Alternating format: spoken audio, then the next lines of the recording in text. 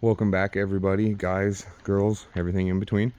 Been a little while since I've done an update video. We're outside, it's getting dark, so hopefully I can do this before we run out of time and good light. Just an update on the BMW. Been driving the hell out of it, having a lot of fun adjusting the tune.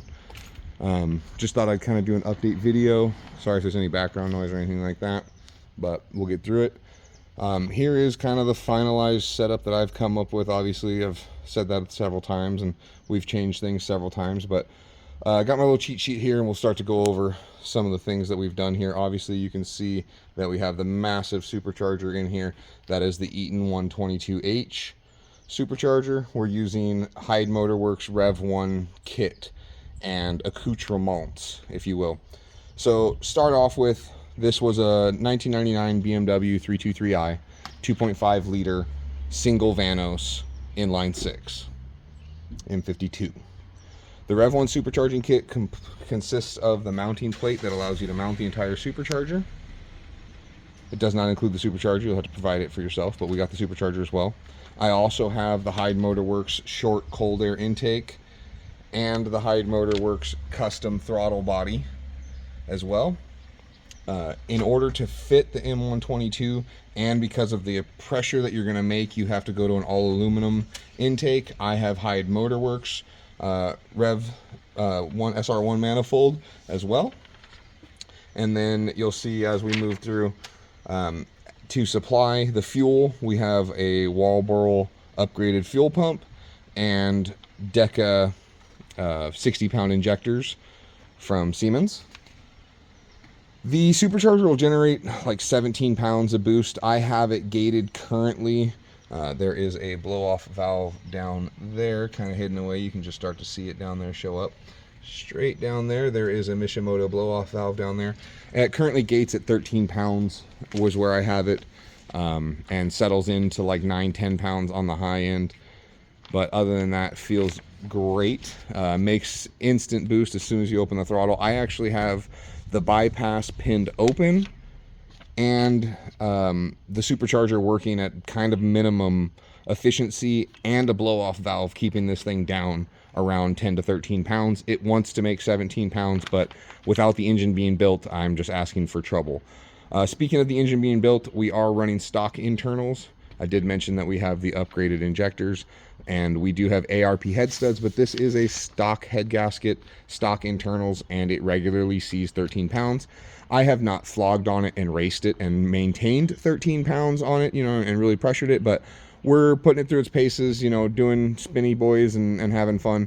And it regularly, hits 13 pounds. I actually had to increase my ignition cut, excuse me, because 12 pounds was hitting ignition cut too often. 13 pounds seems to be okay. So my ignition cut is 13 pounds. My gate is set at 10 pounds. It will spool up pretty quickly in second gear and get me up into 13 pretty quickly, but it stays there. To keep everything cool, there is a CX Racing intercooler down here. There's a 4-core big boy intercooler to keep everything cool, and I'm glad that I did, because it does a great job of keeping ambient temperature. You'll actually be able to touch this charge pipe and no heat, nothing big deal. We went over the ARP studs, head studs. The car obviously sits on a 12-piece wide-body GTR kit, as well.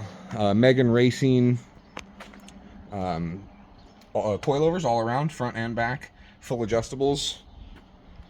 It has Megan Racing lower camfer arms in the back. It will also be getting a full new change out on a new refreshed LSD that I have been working on. That'll happen in the next couple months. Hopefully I'll get a video up for that. Some of the other things in the engine bay that we can go over, in order to fit the supercharger and the cold air intake, we had to delete the brake booster, so we have a Chase Bays boosterless brake kit system. It's a little harder on the braking. It really takes some muscle sometimes, but it got rid of all the vacuum system, all the brake booster for that. We did a brake line relocation kit too. You can kind of see that Chase Bay yellow tag down there. It relocates the line and deletes. There's also an ABS block that would be down there that gets deleted. ABS sensor gets deleted as well. We Have a catch can setup running from the standard output here. Goes down and around and runs to an add one catch can. Catch can's venting to atmosphere. We have a bypass valve on the back of the supercharger. I have it pinned open, but it is operational. If I unpin it, I can get it to open at idle and open at high PSI. But I have it pinned open, like I said, trying to calm this supercharger down. It makes too much boost. The 122H is great if you have a full built setup. Oh, it'll go all day and it'll make some crazy power. I think the M90 would be just plenty instead of the M122H Eaton. The M90 Eaton is probably the sweet spot for this engine. So we have the GTR wide body kit, full suspension all the way around. Obviously, we are square setup at the moment, but we will change that. The tires are going to get wider in the back. Front will stay the same. This has had a 5-speed ZF transmission swap and an M3 short shift kit. I don't know that it will even show up. Not even worth it. Sorry about that. M3 short shift kit on a ZF transmission swap. I completely rebuilt the ZF transmission before I put it back in. Gave it all new fluids, all new full pinion kits all the way around. The shift kit, everything got done on the ZF transmission swap. It has a stage 3 puck clutch, as well as a lightweight aluminum flywheel with a changeable flywheel face. I believe that's Fidanza as well. It's Clutchmaster on the lightweight flywheel and the 3-piece pluck. The rear end, it has Condor speed bushings all the way around. Rear tabs, the LSD and the rear subframe have been all done in Condor speed poly bushings, as well as subframe and R-tab reinforcements. Let's see here. The exhaust is a stock M3 exhaust, headers and mid pipe. They do go to a custom Borla XPS dual in, dual out 2.5 inch. So this is a true custom 2.5 through and through. 2 separate cats, 2 separate resonators. Banks 1, 2, and 3 are on bank 1. Bank 2 is 3, 4, and 5, 2 separate true banks. The entire engine management system is worked with VEMS, VEMS, that's Variable Engine Management System. They did the tuning as well. It is a full standalone engine management system with a laptop. Timing, everything is done on the standalone. And we've worked with Nick over at VEMS quite a bit, getting this thing dialed in and tuned in for this setup. Obviously, nobody else runs this. It has halo headlights. It has underglow. This was a 1999 convertible, but that is a hardtop. So it has a full hardtop on it. We deleted the full convertible out of it, got rid of all that extra weight, all that crap, put a nice lightweight hardtop on it. Really changes the whole look of the car. No B-pillar. Here we go. Done some cheeky things. I still have to fill in my door handles, but my doors pop on a button and on a fob, so we have shaved door handles. It's got anti-theft precautions, not only just the shaved door handles, but there's other. You're not going to be able to start my car. Good luck. I'll give you my keys. Good luck. We use AEM for boost gauge, for oil pressure, for AFR. It runs on Lambda tuning, but I have an AEM AFR gauge inside.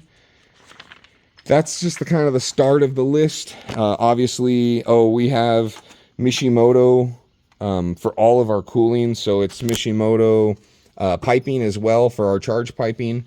We have a Mishimoto full aluminum race radiator, Mishimoto expansion tank. We used Mishimoto's custom radiator hoses, as well as Mishimoto clamps on everything. That is a Mishimoto 10-inch puller fan that we have set up. We deleted our crankshaft fan, obviously. The Mishimoto blow-off valve is down there. I think that's just a K&N filter, with a dual Vortec inlet filter, so we really suck as much air as we can. We've done everything that we would need to do to supercharge this, obviously. Deleted EGR, deleted evap systems, but we still have our sprayers for our windshield, even though the wipers are deleted at the moment. We still have power steering. We still have air conditioning. Cruise control has, however, been deleted. It would have been right here on that bracket. But other than that, I will get it to the dyno pretty soon. She starts and runs beautifully.